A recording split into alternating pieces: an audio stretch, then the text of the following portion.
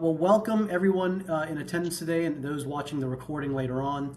I really want to say thank you to everyone who's able to join us today. We have a really special topic today, a special provider webinar where for a change, you won't have to listen to me speak for a majority of the talk. We've actually got a guest speaker today. And we're going to be covering a really important topic on the enhanced brain imaging report, which we are now in development of at Prenuvo.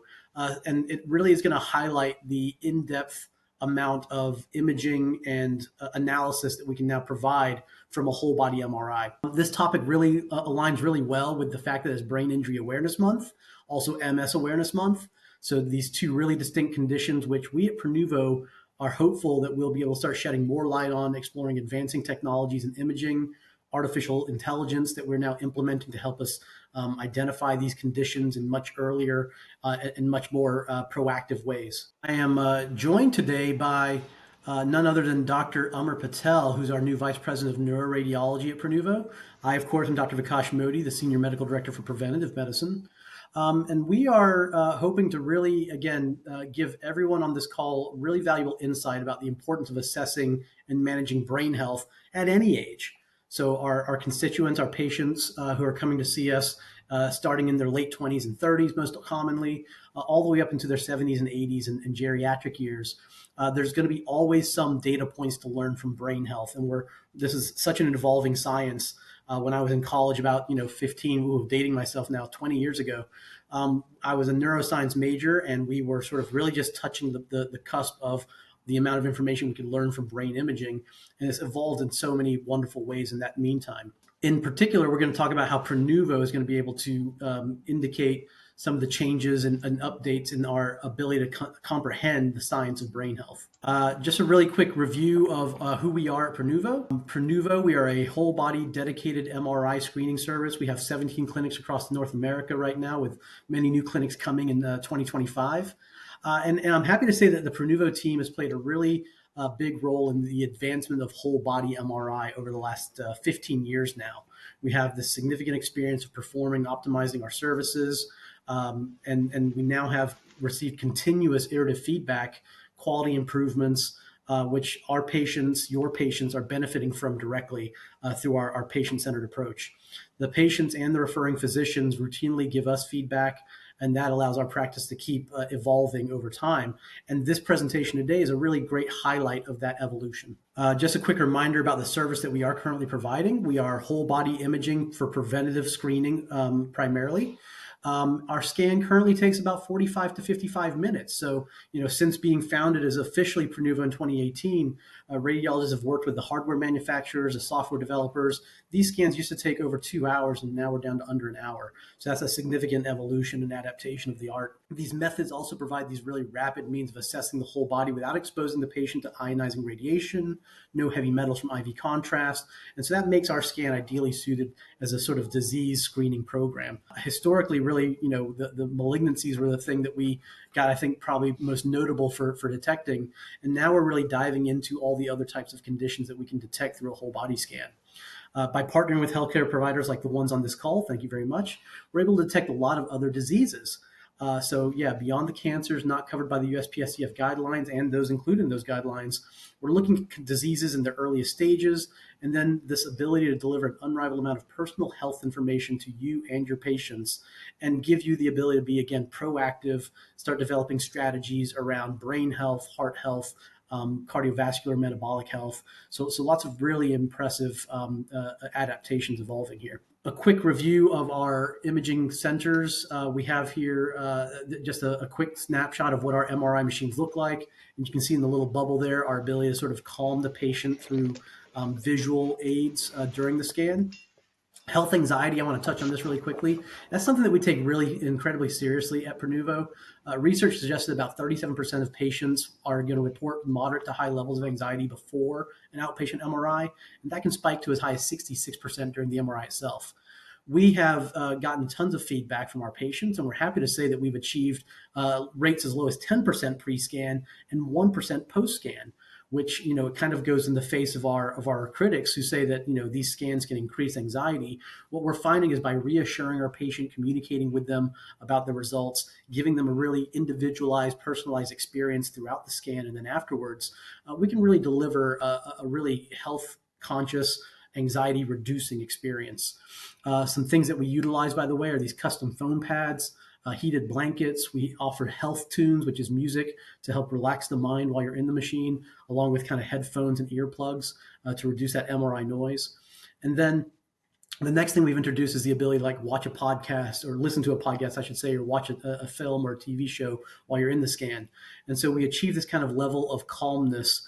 And that's a really important thing to think about, that when you're studying the brain, for instance, and you're trying to get the best possible images, a calm patient is an incredible piece of solid foundation to make sure that your imaging looks good and you're getting true brain values. This picture here demonstrates what our current offerings are in some ways for the comprehensive brain imaging that you get from a traditional whole body MRI at Prenuvo at the moment. The images on this slide represent these kind of different sequences that we're using. The flare and time of flight are the standard views. So these are the ones that are in the yellow. And I'm really excited today to explore our new offerings, which are going to start highlighting in the green here.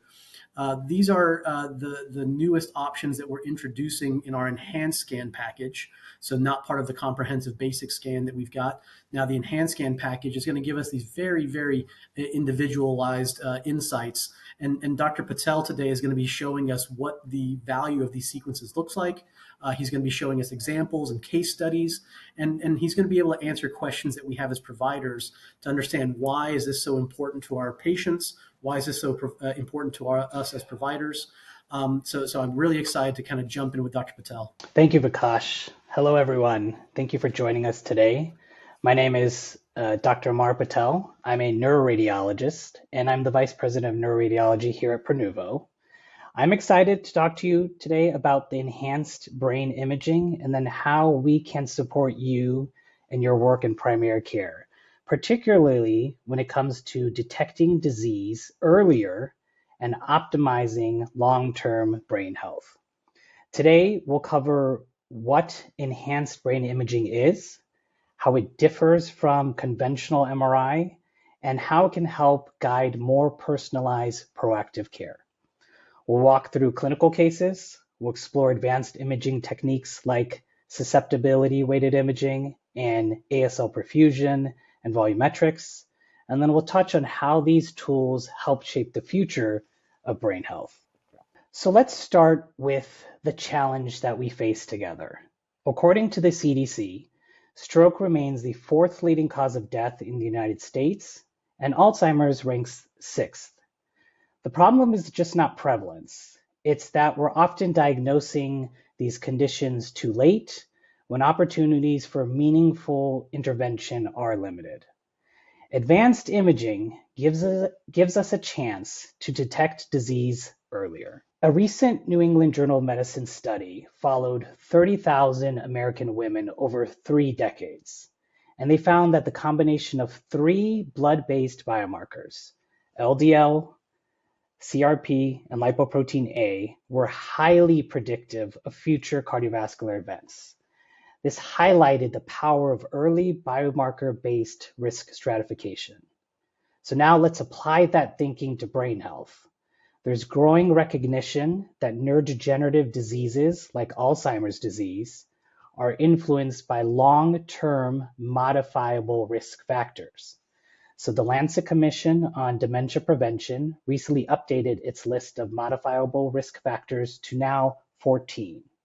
As you can see, nearly half of these peak during midlife, the average age of patients we see in Prenuvo. And according to the American Academy of Neurology guidelines, structural neuroimaging with non-contrast MRI is already recommended for initial diagnosis and evaluation for dementia. But we can go beyond that. Emerging evidence supports the use of advanced volumetric and perfusion sequences to identify early signs of neurodegeneration. Let's together walk through a case that highlights the value of advanced imaging. So a 57-year-old woman presented with 10 to 15 years of slow progressive memory loss. She had a strong family history of early onset dementia. Her MoCA scale score was 16, consistent with mild cognitive impairment. Her labs were unremarkable. If this patient had undergone an MRI at a leading academic medical center, the protocol would included high-resolution 3D T1 weighted images like you see on the left. In this case, the radiology report might read something like mild diffuse cerebral volume loss, a nonspecific finding, and that's not particularly actionable. Now, if we take a look at the superimposed color images on the right, this is from an advanced sequence called arterial spin labeling, or ASL. We can clearly see hyperperfusion in the bilateral parietal lobes, particularly in the posterior cingulate and the precuneus. These areas are classically affected by Alzheimer's disease. These findings are clinically actionable and have shifted the diagnostic conversation significantly for the patient and the primary care team. Further workup confirmed the diagnosis. An amyloid PET scan was performed, which was positive, and genetic testing revealed a presenilin mutation. This is a mutation in the amyloid precursor protein, and so this diagnosis is consistent with the autosomal dominant early onset Alzheimer's disease. Based off her clinical and imaging profile, she was started on lecanemab. It's an FDA-approved monoclonal antibody for patients with mild cognitive impairment or early Alzheimer's. While not a cure, lecanemab can slow disease progression, offering patients and families more time and clarity in planning. So let's talk about two foundational sequences, SWI and ASL. On the left, you see a SWI image, which is susceptibility weighted imaging. So it's highly sensitive for blood products, iron, and calcium. It's ideal for detecting microhemorrhages, hemosiderin, and venous abnormalities. And these have great clinical applications in patients with history of trauma, clinical suspicion for stroke, or conditions like amyloid angiopathy or multiple sclerosis. On the right is a picture of arterial spin labeling, or ASL. This is a non-invasive, non-contrast MRI sequence that measures cerebral blood flow. ASL gives us functional map of brain perfusion. It's vital for identifying vascular compromise and early neurodegeneration, especially in Alzheimer's related regions like the posterior cingulate and the precuneus. Together, both SWI and ASL give physicians and patients more actionable information. Another tool is AI-powered volumetric analysis. So there are hundreds of platforms which can segment and measure up to 50 brain structures, including the hippocampus, ventricles, and cerebral cortices. And then they compare them to normative age and sex-matched databases. So this allows us to detect deviations from expected aging patterns long before they become visible to the human eye. In fact, studies have shown that volumetrics can identify early neurodegeneration before atrophy becomes structurally obvious. This means we can initiate interventions like cognitive therapy, lifestyle changes, medications earlier on when potentially they're even most effective. Now, when we combine ASL and volumetric analysis, we get both a snapshot and trajectory of brain health. So ASL helps us identify perfusion deficits, often before structural changes set in. This is especially valuable for stroke prevention and managing early cognitive decline. In Alzheimer's disease, hyperperfusion in regions like the parietal lobes, temporal lobes, posterior cingulate gyrus, and precuneus can precede visual atrophy by years. So volumetrics gives us a framework to monitor progression over time, evaluating response to therapy, and then tailoring care to the individual.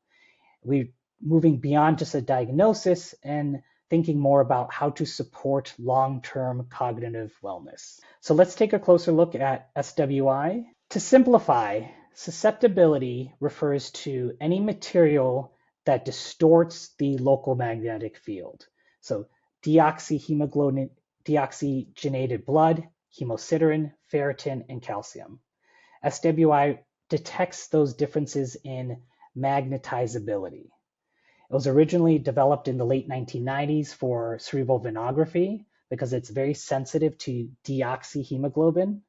SWI is more sensitive than traditional gradient recalled echo sequences, but adoption was slow because early versions of the sequence were long and sensitive to motion. Today, faster MRI acquisitions and improved motion correction have made SWI very practical for routine clinical use. SWI has a broad range of clinical applications from traumatic brain injury, stroke, cerebral amyloid angiopathy, and even multiple sclerosis. Let's take a look at another case that highlights the value of advanced imaging. So this is a 40-year-old woman who presented with recurrent episodes of blurry vision occurring several times a day, each episode varying in duration and intensity.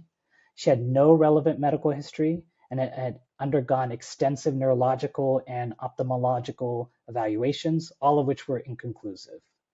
Despite multiple assessments focused on eye-related causes, no diagnosis was made. Her neurologist recommended a whole-body MRI screening exam, and here you can see an axial FLAIR image from that scan, which revealed multiple bilateral T2 and FLAIR hyperintense lesions in the centrum semiovale. The FLAIR image on the left shows bilateral paraventricular T2/FLAIR hyperintensities in the white matter, and these can be common and can be seen in a variety of clinical conditions. But the SWI image on the right shows a key feature, and particularly in one of the lesions, you can see a very thin linear structure, and this is known as the central vein sign. It's a hypointense line that represents a small vein in which a white matter lesion has formed. And the central vein sign is more specific for demyelinating disease, particularly multiple sclerosis, when seen in the right clinical context. So in MS, lesions are formed around small veins due to the perivenular inflammation.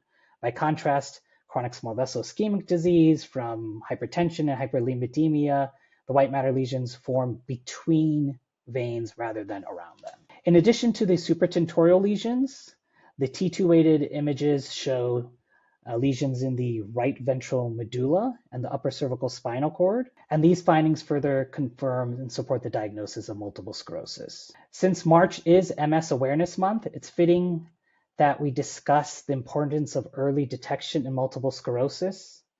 MS is a chronic immune-mediated disease of the central nervous system. It affects an estimated 2.8 million people worldwide.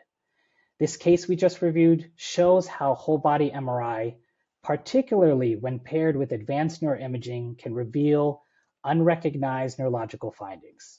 It reinforces the value of proactive imaging in the diagnostic process. Early recognition and timely referral are critical to initiating disease-modifying therapy, managing symptoms, reducing complications, and improving long-term patient outcomes. The pie chart on the top right shows how 2017 revisions to the McDonald criteria, which are used to establish the diagnosis of MS, have transformed from following a clinically isolated syndrome, or CIS, to now enhancing the diagnosis of multiple sclerosis. And then again, in 2024, an update to the McDonald criteria further builds upon that foundation by including guidance on imaging biomarkers, such as the central vein sign, which you can see again on the bottom right image. And this allows for the earlier diagnosis of patients even without symptoms. So advanced neuroimaging allows us to identify disease before damage occurs, enabling timely intervention that helps preserve neurological function and long-term quality of life. By recognizing multiple sclerosis before symptoms manifest, we are shifting from reactive to proactive care and transforming diagnostic uncertainty into an opportunity for early treatment and better patient outcomes. So let's look at another case study. This is a 42-year-old asymptomatic woman who presented for preventative screening. She underwent a Prenuvo whole body MRI early this year. And on the susceptibly weighted image, we identified a developmental venous anomaly in the right cerebellar hemisphere. This is a finding without any associated symptoms, and it's important to recognize because this is a venous anomaly that drains normal brain tissue. It should not be biopsied. It should not be surgically resected. It should not be embolized. Here's another case, also another 42-year-old woman presented for preventative screening. The susceptibility weighted image on the left shows a lesion in the central pons, and the corresponding T2 weighted image on the right shows some very mild T2 hyperintensity. The diagnosis just off of imaging alone is capillary telangiectasia. It's a benign vascular lesion, and it's important to recognize, so we should not be mistaking it for a brain tumor or metastasis or something concerning. So both of these asymptomatic women underwent preventative MRI screening, and in each case, we identified vascular anomalies. While these findings are benign, they're important to recognize. Capillary telangiectasias are incidental. They're most commonly located in the pons. Developmental venous anomalies are congenital venous variants. They represent the most common type of CNS vascular malformations, accounting for roughly 60%. They typically are asymptomatic, but can be associated with other vascular lesions like cavernous malformations. So let's shift gears a little bit and talk about arterial spin labeling, or ASL. So ASL is a non-invasive MRI technique that allows us to measure cerebral blood flow without the need for intravenous contrast. It's especially valuable in patients with renal impairment, where you cannot get an IV, or those that require repeated imaging. So on the right, you can see normal cerebral blood flow images acquired during MRI acquisition. Clinically, ASL is especially valuable for detecting early perfusion changes in neurodegenerative diseases, but also has a lot of clinical applications for other conditions beyond just dementia, like vascular disorders, migraines, seizure evaluations. In all these clinical scenarios, ASL offers non-invasive, non-contrast insights into cerebral perfusion, which can really enhance the diagnostic insights and can be a reliable method for longitudinal monitoring over time. So these are a set of 3 different examples which illustrate how ASL can support early detection of neurodegenerative diseases. So on the far left panel, the 3 sets of images, we have a 51-year-old male with dementia. The top A panel shows the structural MRI, which shows cortical volume loss in the bilateral parietal regions. And the corresponding ASL images in the center show decreased perfusion in those same images. And on the FDG PET on the bottom, we can see hypometabolism correspondingly. These findings are consistent with the diagnosis of Alzheimer's disease. In the center, we see a powerful example of the potential for early diagnosis with perfusion. And so the top row shows color ASL perfusion maps, which are overlaid on the T1 weighted images. The bottom row shows coronal views of the hippocampus at baseline on the left here, and then 3 years in the future on the right. And so at baseline, the hippocampi appear normal. But if you look at the ASL images, there is already decreased perfusion in the posterior cingulate cortex, the parietal regions, and these are areas that are involved early in Alzheimer's disease. These perfusion changes are not obvious on visual inspection, but 3 years later, structural atrophy becomes evident and clear with hippocampal volume loss, and it confirms the progression of Alzheimer's disease. And then finally, on the far right, we have a set of 3 images. So FDG in the left panel, T1 weighted images in the center, and then ASL images on the right. And these are for 3 different individuals. Image panels in A were for a healthy 57-year-old woman with a normal mini-mental status exam and a score of 30. These exams and these images are normal. And then in B, you can see in contrast a 52-year-old male with Alzheimer's disease and a score of 19 on the mini-mental exam. And you can see there's a dominant bilateral parietal hyperperfusion on ASL and hypometabolism on FDG PET.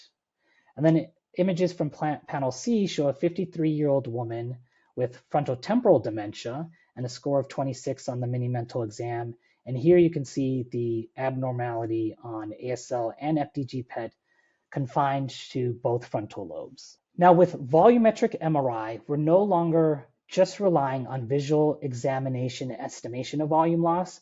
We're objectively measuring and benchmarking it using FDA-cleared tools.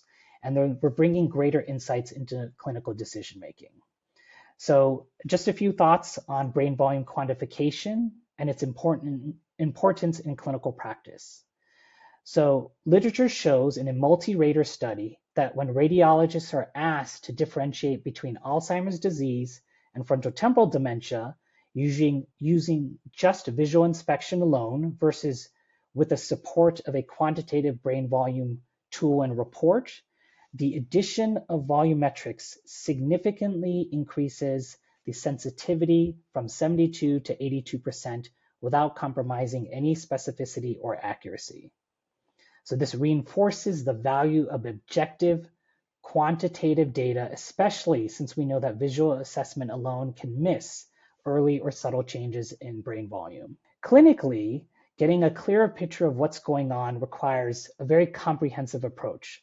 Volumetrics, cognitive testing, blood-based biomarkers, and then follow-up imaging all together play a role in monitoring disease progression and guiding personalized treatment. When it comes to commercially available tools for brain volume quantification, it's important to know that not all tools are created equal.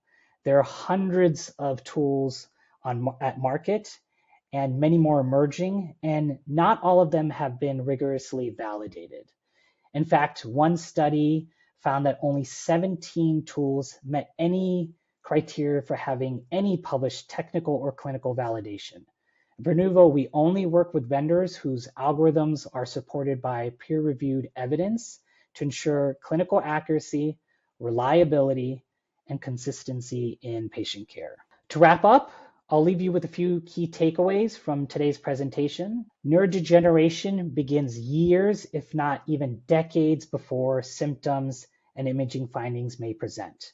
We have advanced imaging tools that can detect it early. Multiple sclerosis can be identified even in asymptomatic individuals through proactive screening. Advanced neuroimaging techniques like volumetric analysis, ASL perfusion, susceptibility-weighted imaging all together improve diagnostic accuracy, sensitivity, and specificity. These tools allow you to console patients using objective, quantifiable data, not just clinical suspicion. And most importantly, as primary care providers, you are at the forefront for early detection and prevention. Advanced neuroimaging can be a powerful partner in supporting that mission. So I want to thank you all for your time and attention today, and we'd be happy to take any questions. Dr. Patel, that was great. I've been monitoring the chat, so I've got a couple of questions that are popping up. Hopefully you can grace us with some knowledge on these questions. The first one came from someone named Kevin in our chat. They asked, they're familiar with some of these tools, the enhanced brain scanning tools, and they specifically asked, how does NeuroQuant sort of compare to some of the other tools that are out there? Are there any kind of like really salient details or aspects of NeuroQuant that you think are worth highlighting? Yes, so that's a great question. NeuroQuant is one of the many vendors that provides brain volume analysis software in a solution. So I believe it was FDA approved in 2006. It's one of the first and earliest companies and products that offer brain volume quantification. It's used at many academic organizations throughout the country and globe.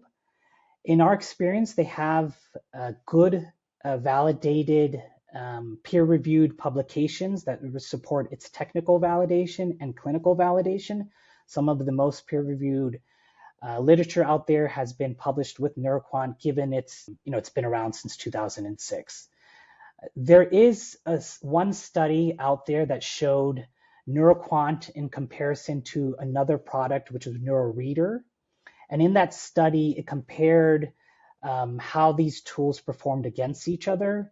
And one thing to note is that that study found that NeuroQuant can sometimes, to a small degree, have underestimation of the hippocampus in certain patients. So it is something to be knowledgeable about and consider, and to understand when applying any tool, you really have to fundamentally know the literature that supports its use and its clinical validation, and then see how it really applies to your unique patient population and how those findings can be helpful in arriving at a diagnosis. Okay, really helpful.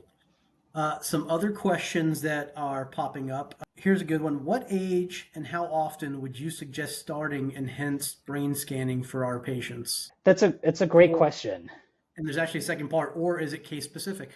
Yeah, so I fear I can't provide, you know, evidence-based prescriptive information at this point. I would defer to each patient's unique clinical scenario. So I think it's so important to have a conversation between the primary care physician, that patient, really understand that patient's risk profile, not only for brain health, but also the other things that we know that affect brain health, right? From that slide and the Lancet report on neurodegeneration and prevention, optimizing your cardiovascular risk factors like controlling diabetes, hyperlipidemia, cholesterol, preventing brain trauma, and reinforcing, auditory enhancement, and preventing hearing loss, and preventing isolation. So many risk factors that are modifiable and unique to each patient, and so I think it's an important conversation to have with that patient and see what risks they present with and where the role of advanced imaging may play into taking care of that patient, right? A patient with strong family history, I would be much more inclined to start screening or offer some kind of diagnostic evaluation much more earlier in that patient's lifetime than someone without significant risk factors or family history. So unfortunately, it's a case-by-case scenario depending on the clinical situation and risk factors. And something that I kind of gleaned in my own research for this type of tool is that often once you get that baseline set of data, you may not really know what you're looking at until you get the follow-up set of data to do a comparison, right? So there's like a screening interval that may be, recommended, but that should come from a provider, a conversation with the patient. Yeah. Absolutely. I think you hit such a good point. Is one data point and one time is just one time, but the combination of multiple repeated data points over longer periods of time gives you so much more valuable information, especially when it comes to brain volume analysis, that can be really helpful in terms of early detection of neurodegeneration. We know that some patients may have lower brain volumes, and if those are stable over long periods of time, that may just be, particular that unique patient. When we see trends that don't move in a favorable trajectory and we see progressive decrease in brain volume over time, that's more concerning and may escalate additional evaluation. So I think a reasonable approach may be every 12 months, at least for certain brain volume analysis imaging, like the ones we perform. That gives you good data points over periods of time to potentially catch early onset of neurodegenerative diseases.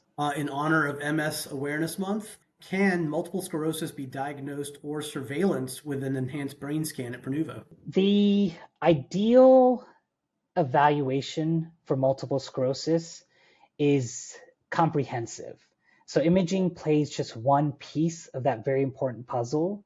The McDonald criteria have now provided guidance on what the role imaging can play, and we can suggest the diagnosis of multiple sclerosis just based off of imaging findings, even in asymptomatic patients. Now, that is a piece of information that has to be interpreted in a broader clinical context. with a neurologist and a specialist who can perform additional confirmatory testing to further evaluate a clinical suspicion of potential multiple sclerosis and then arrive at a definitive diagnosis.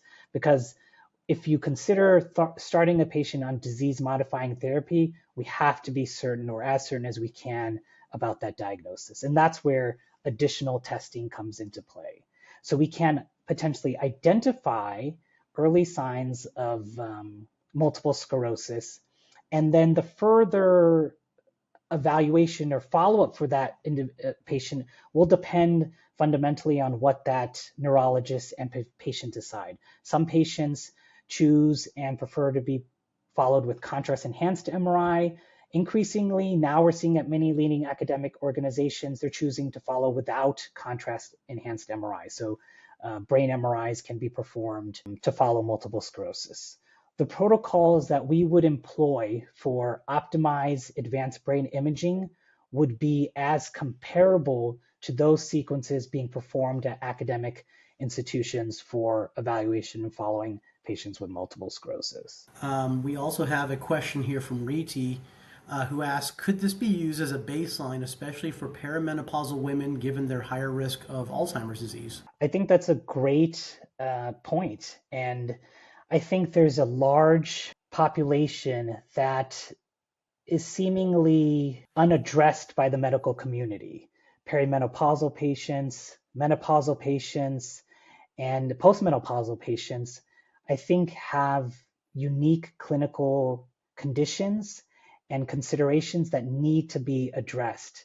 And that's why an individual assessment and risk factor analysis, understanding that patient's unique risk profile, can be helpful to potentially initiate earlier preventative screening examinations like whole body MRI and potentially advanced imaging like brain assessments that we've seen, because it's imperative to try to catch these diseases as early as reasonably possible, since we now have medications that have been shown in clinical trials to potentially slow disease progression over time. Excellent. And then the last question here, what types of analysis or assistance can providers expect once their patients get an enhanced brain scan?